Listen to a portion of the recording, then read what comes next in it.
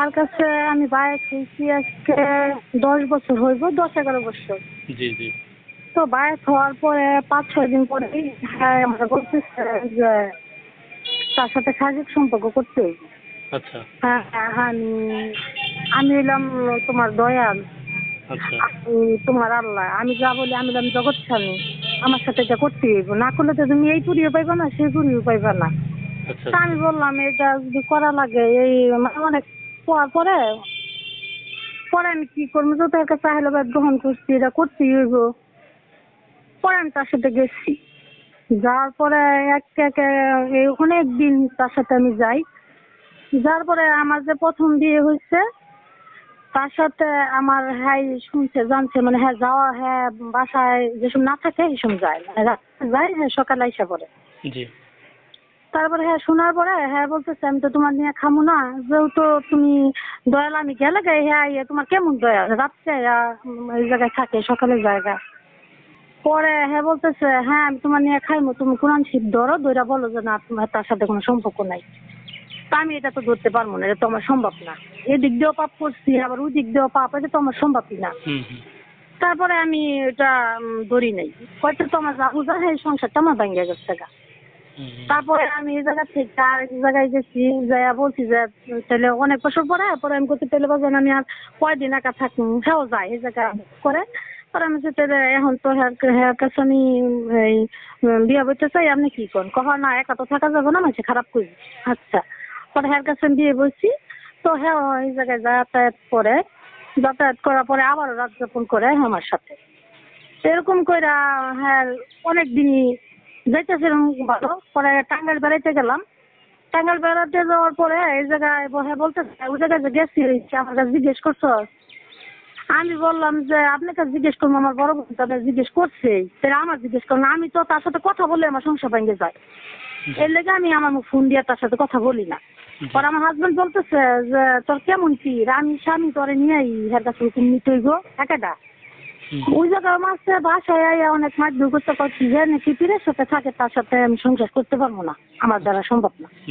হ্যাঁ তৈরি গেছে আমার মানে ডিভোর্স হয় নাই, এর মতো থাকে আমি আমার মতো থাকি।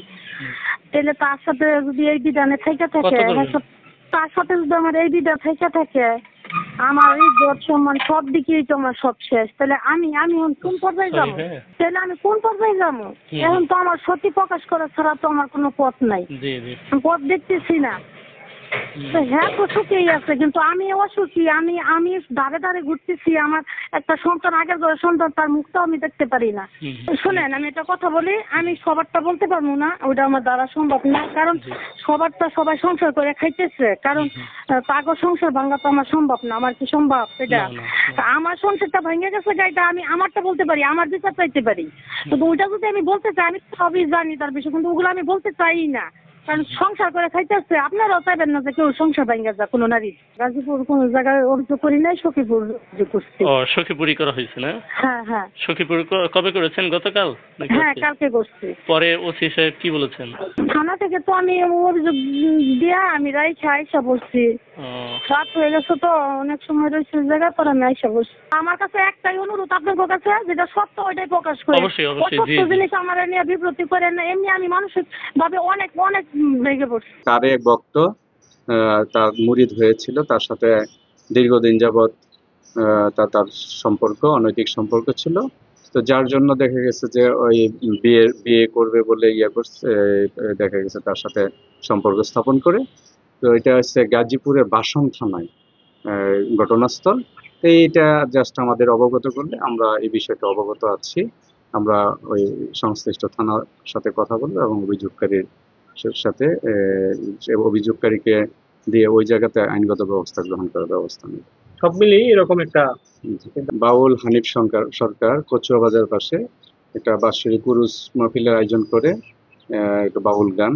তো সেই ক্ষেত্রে থানা বরাবর একটি আবেদন করে অনুমতির জন্য, এবং উপজেলা নির্বাহী অফিসার বরাবর আবেদন করে অনুমতির জন্য, কিন্তু ইতিমধ্যে এই ব্যাপারে উপজেলা নির্বাহী অফিসার এবং আমার নিকট অভিযোগ আসতে থাকে। বিভিন্ন মেলা করে এবং দেখা গেছে যে এই বাউল গান বাজনার আড়ালে এই জায়গাতে অসামাজিক কার্যকলাপ চলে, যার জন্য এই অভিযোগের প্রেক্ষিতে দেখা গেছে যে তদন্ত করে সত্যতা পাওয়া যায় এবং উপজেলা প্রশাসন থেকে এই ব্যাপারে তাকে এই মেলাটি করার জন্য অনুমতি প্রদান না করায় তাকে এটা বাতিল করার জন্য বলা হয় এবং সেই প্রেক্ষিতে প্রোগ্রামটি বাতিল হয়। আপনারা দেখেছেন অনুমতি ব্যতীত সে বিভিন্ন স্টল সাজায় বিশাল মেলার আয়োজন করে ফেলছিল, যেটা নাকি বর্তমান এই সময়ে নিরাপত্তাজনিত একটা সমস্যা হতে পারে, যার প্রেক্ষিতে এই বিবেচনা করে উপজেলা প্রশাসন থেকে এই ব্যাপারে অনুমতি প্রদান করা হয়নি এবং মেলাটি বন্ধ করার জন্য বলা হয়। এটাই যে বলেছি যে বিভিন্ন অসামাজিক কার্যকলাপ হয় এই জায়গায়। অসামাজিক কার্যকলাপ তো সভ্য সমাজে গ্রহণযোগ্য নয়।